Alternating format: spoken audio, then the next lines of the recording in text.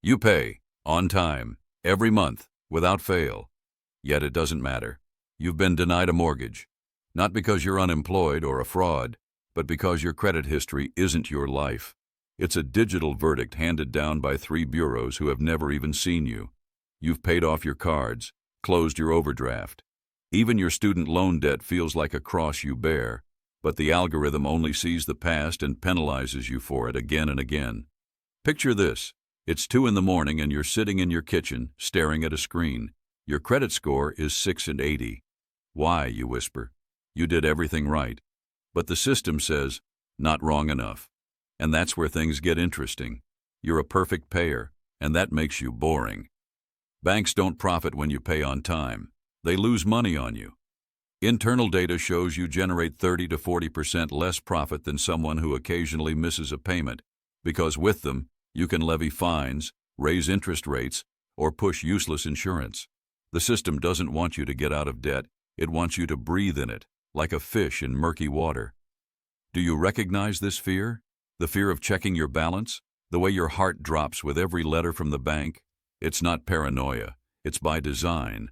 Over 45 million Americans are currently caught in this vicious cycle. The average debt is $37,000. But even if you pay every cent, you'll still be judged by old mistakes, your neighborhood's index, or the number of inquiries on your credit report. This isn't a credit system, it's a control system. It doesn't work against the lazy, it works against you, the responsible, the honest, the exhausted. But the truth is, the first step to freedom. Imagine Sarah, 32, a nurse working 12-hour shifts. She found an apartment, bright with a balcony near a school. The price was right. The landlord smiled. Everything was perfect until he entered her name into the system. A minute later, his gaze turned cold. Your credit report, irregularities. A red flag, $12,000 in credit card debt she never incurred. A bureau error, a year ago. Sarah calls, gets transferred, again and again. They demand scans. She sends them, waits. The apartment is rented. The debt, still hers. This story isn't an exception. 1 in 5 Americans has faced an error on their credit report. And fixing it is like trying to empty the ocean with a teaspoon, without a lawyer, without a court, without months of waiting. Do you feel it? When the system makes a mistake and you pay for its stupidity, it all revolves around FICO, that number, 680, 720, 550. But here's the trick. Your income isn't considered when calculating this score. Not at all. 0. The algorithm only looks at the past, how you paid your debts, not how much you earn today. It's like judging a pilot by how they rode a bicycle as a child. That's why a young doctor earning $100,000 might have a worse rating than a cashier who's paid off a $500 limit card for 10 years. The system doesn't see your stability, it sees your loyalty. And, as MIT Media Lab proved, this loyalty often depends not on responsibility, but on your skin color or your neighborhood's index. Do you know that feeling when you check your mail and your heart skips a beat? But FICO isn't just a ticket to the bank. It's a key to your entire life. Want to rent a home? A score below 650 and the door is closed. Applying for a job? Logistics, finance, even warehouse positions. They'll ask for your credit report. Not because you handle money, but because low score equals unreliable.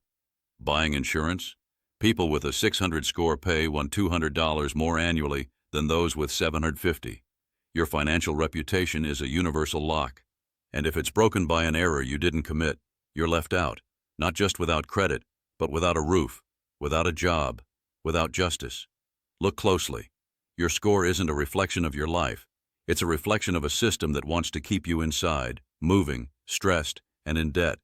And this is just the beginning, because behind the number is a cycle, designed so you never escape.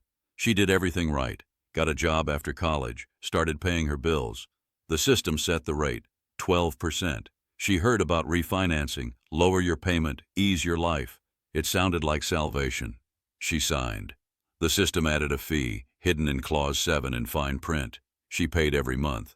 The system compounded interest on interest, as if her debt multiplied in the dark. A year later, her debt grew, not because she missed a payment, but because the system is designed that way. She's not alone. Behind her are 45 million others. Together, they owe $1.7 trillion, more than the annual budget of most countries. Their education isn't a step up, it's an anchor. Do you feel it? When every paycheck disappears instantly but the debt doesn't shrink? She made a choice. Get a 0% interest credit card for a year. The system set the rate, 25% after the first day of the 13th month. She didn't expect it. Nobody reads the fine print. The system knows. CFPB reports confirm this isn't a mistake, it's a plan. She calculated, take an auto loan with easy monthly payments. The system set a trap, a balloon payment at the end. $7,000, all at once. She couldn't do it. Refinanced. Another contract. Another loop. Debt isn't an exception, it's the norm. The Federal Reserve admits 40% of Americans can't scrape together $400 for an emergency. Even with a job, even with a salary. Not because they're foolish, but because the system devours every dollar. Do you know that fear? When a debt collector calls, and you don't know which debt it's for? The debt cycle doesn't break. It spins faster, quieter, deeper. Every step seems like an exit, but every step is another turn. Banks design products not for you to escape, but for you to stay. In motion, in tension, in dependence. Imagine that's you. You pay, you try, you believe the promises, and the system counts your mistakes, even ones you didn't make. Debt isn't your failure. Debt is their success. And this isn't a conspiracy theory. It's mathematics. Cold, precise, profitable. But now you see the scheme. And someone who sees the scheme is no longer a pawn. He saw the sign. Buy now, pay later. No interest, no checks, just click. He bought a laptop. To work, to get ahead. The first 2 payments went smoothly. Then he caught the flu, missed the deadline by 3 days. A week later, a letter from a debt collector.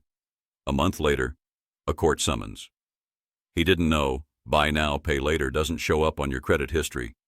But at the first delay, his data goes to collectors, like prison without a trial.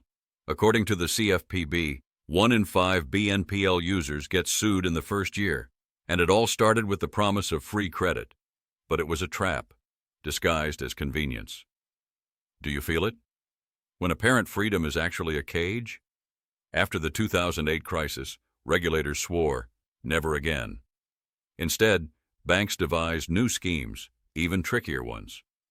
Variable rates that double without warning, subscriptions that latch onto accounts and drain money for years, fees for service, management, early repayment, up to 5% of the amount. The fine print isn't a formality, it's the architecture of exploitation. Every word is a hook, every condition is a trap. And these products don't just exist, they're aggressively advertised in poor neighborhoods where paychecks run out by Friday, where the choice is between medicine and a payment, where desperation is the best marketing. Imagine that's you. You click confirm, you believe, you pay. And the system is already calculating how much you'll lose when you stumble. Even safe products are poison in pretty packaging. Subprime auto loans after the crisis, low payment, easy start. You think you're in control. But in Clause 13, in fine print, after 3 years, a balloon payment, $20,000, all at once. You can't. The car is repossessed. Your credit crumbles. And the debt? It's sold to collectors. You're left without wheels, without history, without hope. And the system doesn't just allow this, it encourages it. Because desperation is a reliable source of profit, stability is unprofitable, vulnerability is a gold mine. Do you know that fear? When you reread a contract and still don't understand where the trap is. But why do these schemes find you so precisely? Because they aren't random. They're targeted. And they're managed not just by people, but by algorithms. Algorithms that know your neighborhood, your income, your fear. And they use this not for protection, but for profit. In the next chapter, we'll show how even neutral digital systems turn poverty into a verdict and make it indisputable.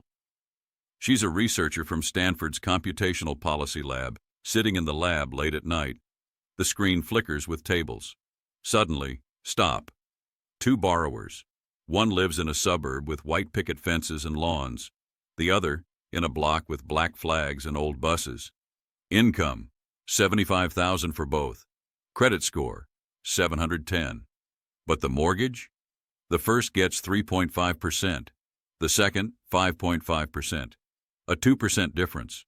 Over 30 years, $120,000. Simply because his zip code starts with a different number. She checks again, and again, and again. The pattern doesn't disappear. It becomes a scream. Algorithms swear we are neutral, but they learn from the past. And the past is redlining on maps where banks denied black families in the 1940s. It's neighborhoods that weren't given loans in the 1970s. It's data where poverty and race are merged into one signal.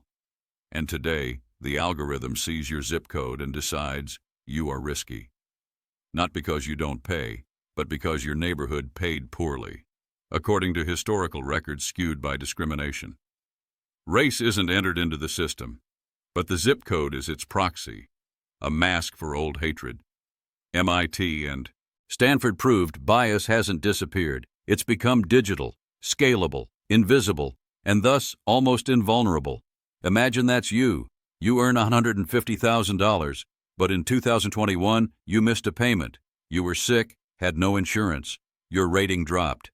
Now you pay 6% on your mortgage. And your neighbor, earning $40,000 a year, but never took out loans because he didn't trust the system, gets a 3.5% rate. You're successful, he's modest, but the system chooses him, not because he's more reliable, but because he's safer. He doesn't generate fines. He doesn't ask for refinancing. He doesn't bring profit. And you're in the game, and the game is set up for you to lose, even when you win. Do you feel it? When you realize, no matter how much you earn, the past holds you by the throat? The system doesn't want to know how much you have in your account today. It wants to know how many times you bowed to it yesterday. Real solvency? Not in the database. Loyalty to debt. That's the currency. And the more you get entangled in it, the more reliable you seem, even if it destroys you, especially if it destroys you. Look closely. Algorithms don't judge by merit. They judge by profit. And profitable aren't those who get out of debt. Profitable are those who tremble in it, who are afraid to check their mail, whose palms sweat at an unknown number. Fear isn't a side effect. Fear is fuel. Bias hasn't disappeared. It just learned to calculate. You wake up, not to an alarm, but to anxiety. The kind that squeezes your chest as if someone is sitting on it. Your heart is in your throat. No thoughts, just numbers. $237 until the payment. 14 days until the deadline. $89.50 debited for service that you didn't see but already feel its weight. You don't open the app. You don't check your mail. Because every login is like a search. They don't ask you, they evaluate you.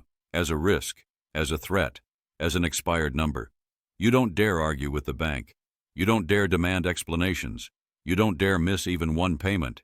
Because you know one slip and the door will slam shut. The apartment, the car.